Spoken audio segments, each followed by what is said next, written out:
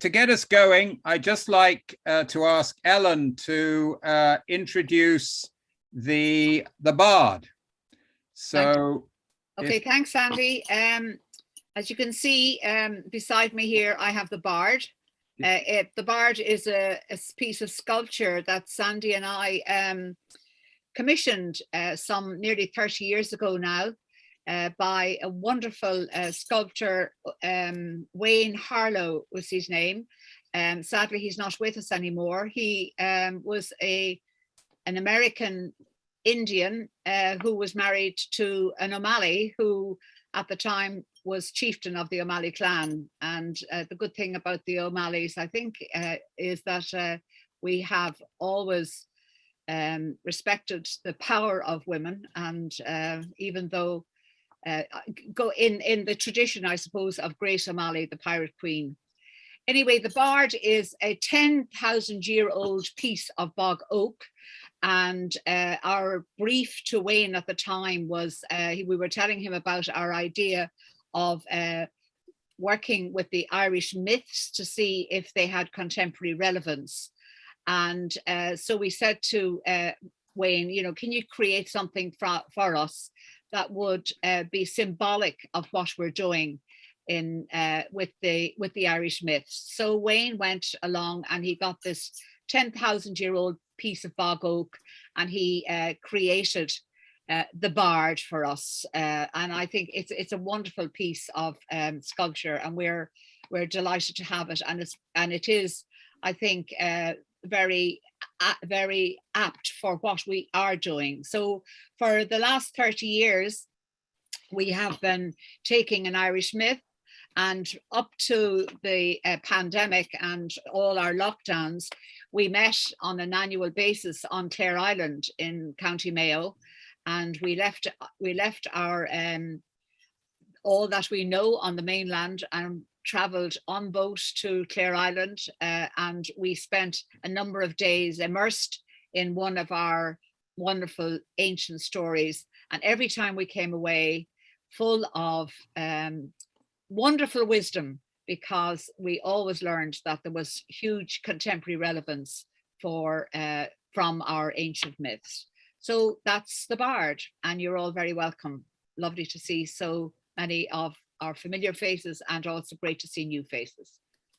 Back to you, Sandy. Yeah. Well, just to let you know what the format is. Essentially, we have a telling, and then one of the things that we do is break out into small breakout rooms of 3 or 4. And that's proved to be a very rich part of the Zoom over the last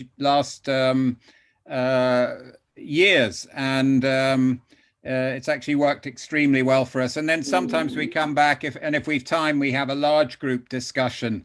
But essentially, the format is a telling and then a breakout to discuss it.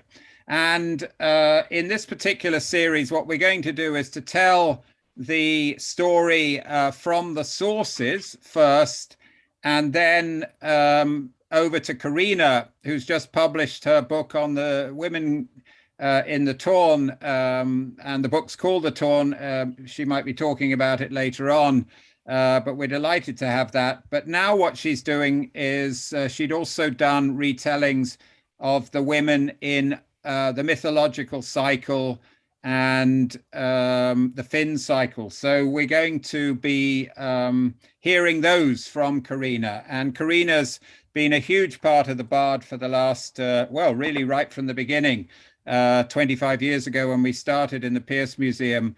But what she told us 15 years ago is she'd done a retelling. And ever since then, she's absolutely charmed the bard audiences with her wonderful retellings. Anyway, so that's the format. And just to talk a little bit about women and power.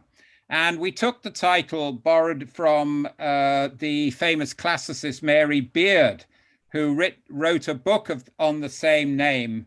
And essentially what she was saying is that in relation to power, going right back to classical times, in many cases, the women, in terms of them in the public domain, have been muted. And it goes right back to Telemachus's relationship to her mum, to his mum, Penelope, where he tells her to shut up.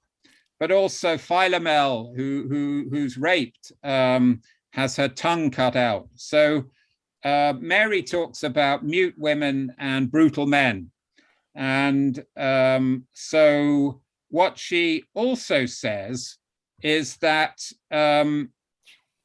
it's in relation to power, it's not merely about resituating women inside of power, but power itself needs to be redefined.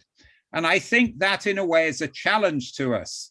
And let us use this opportunity of working with these ancient Irish myths and with Karina's tellings to maybe pick up on this suggestion of the redefining of what power is and what power means.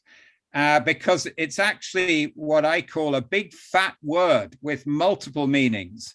And typically the most common use of the term power relates to organizations and political parties and governments and religious entities.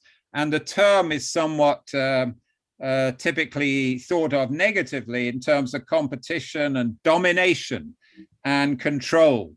And I think that that is kind of limiting, because potentially there are many types of power and many expressions of power, and overall a potential redefinition of power. And for those of you who've been with us for a while, you'll be familiar that the ancient Irish thinking on power was an inherent, they didn't like the linear centralizing logic of the Greco-Roman world. And essentially their concept of provinces was cuiga. And as any of you have been with us before, you'll know that cuiga, why cuiga when it's 5? That's because there was Munster, Leinster, Connaught and Ulster. But then there was this wonderful idea of the 5th province. And the 5th province essentially is a coordinating glue of a distributed power system. So already in that, we have a mythology which is already redefining what power might be.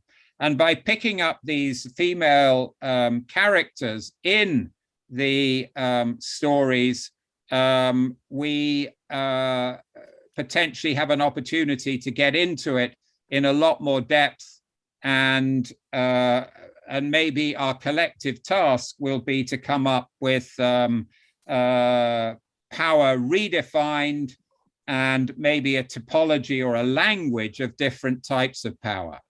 So anyway, that's by way of introduction. And just to get to know everyone, what I'm going to do is to split you into groups of 3 or 4. And what we'd like you to do is just introduce yourself and just share what brought you to the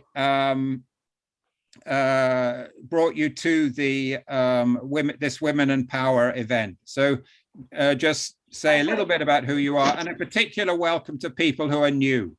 So do please.